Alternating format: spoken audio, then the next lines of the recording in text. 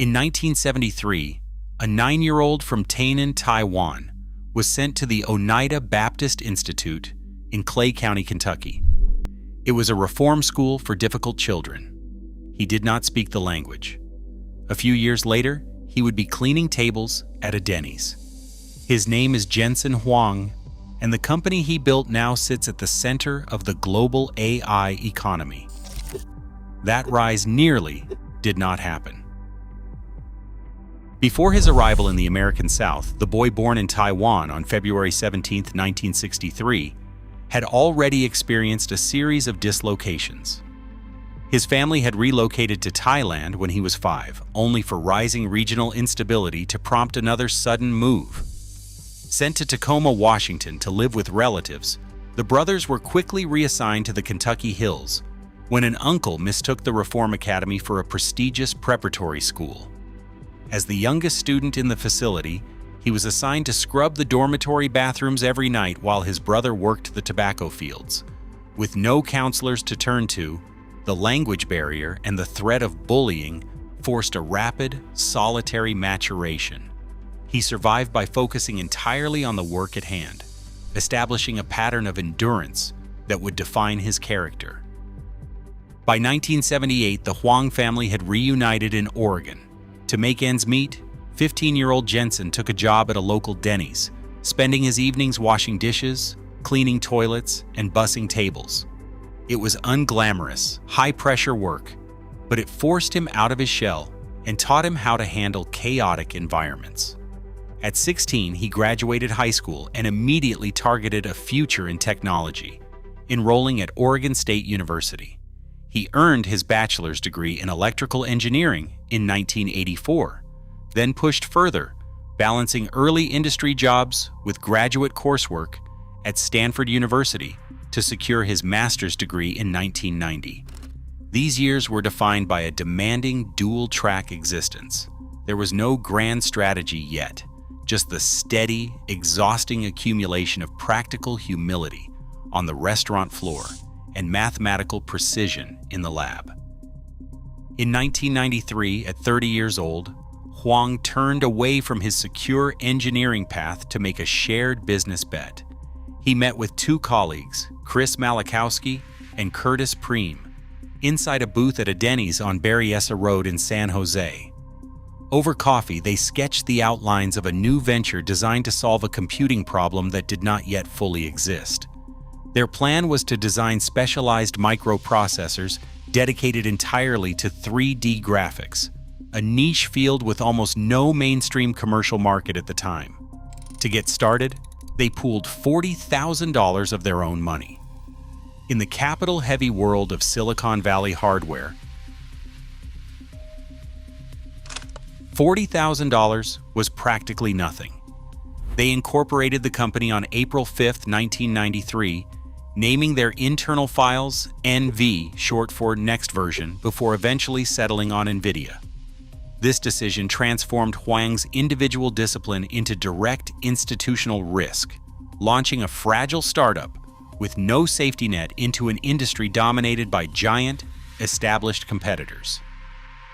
In May 1995, the young startup launched its first hardware, the NV1. It was an ambitious multimedia card designed to handle graphics, audio, and game controllers on a single chip.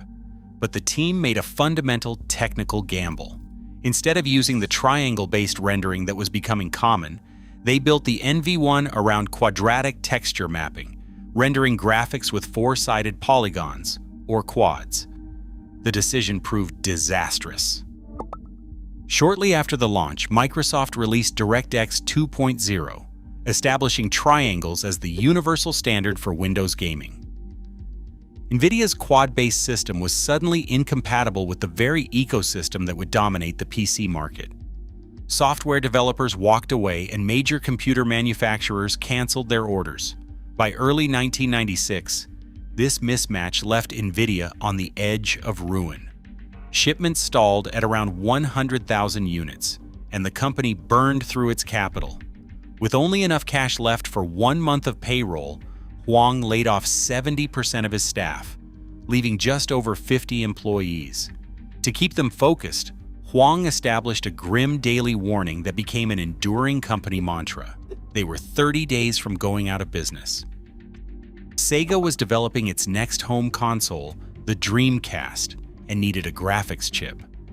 Jensen Huang pitched the Japanese gaming giant and secured a contract to build the NV2.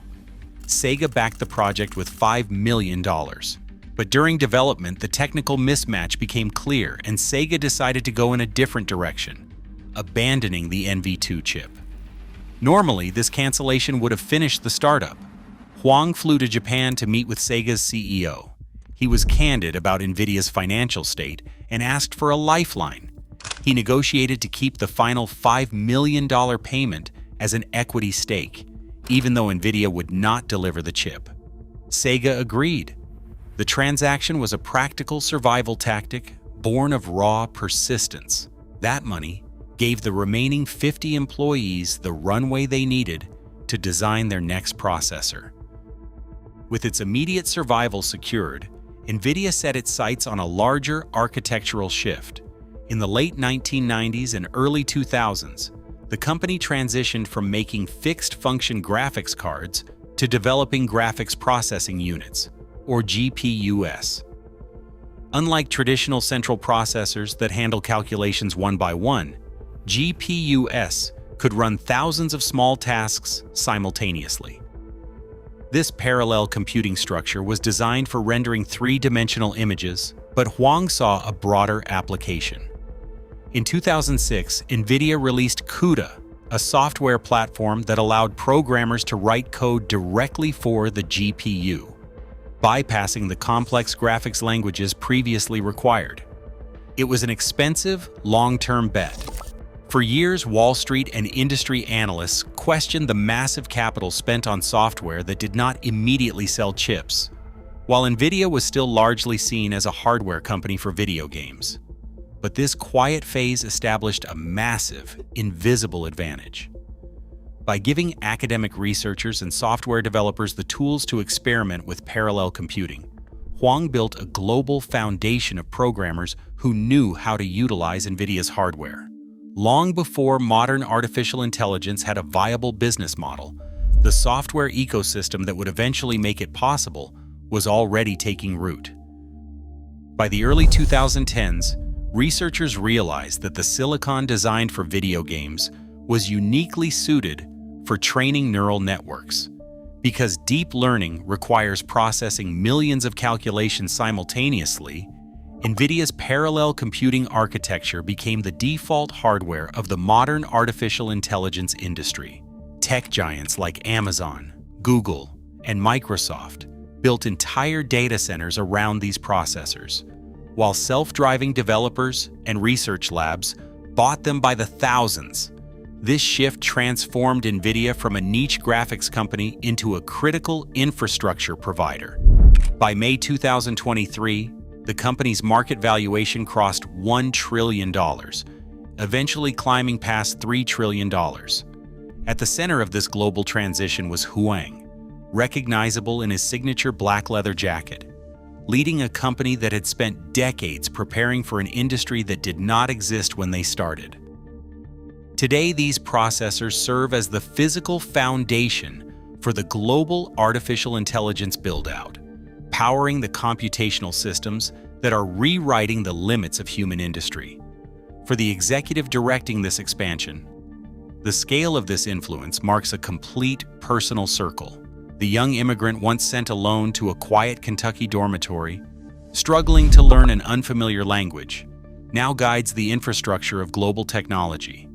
This position required decades of persistent execution when no market existed for his ideas. Ultimately, the story is defined by his global consequence, representing the long cost of building a future before anyone else wanted it. Today, the global race for machine intelligence runs on silicon designed in Santa Clara. As nations scramble for sovereign computing power, the engineering decisions of a single firm dictate the limits of human technology. We are now living inside the physical infrastructure that Huang spent 3 decades building.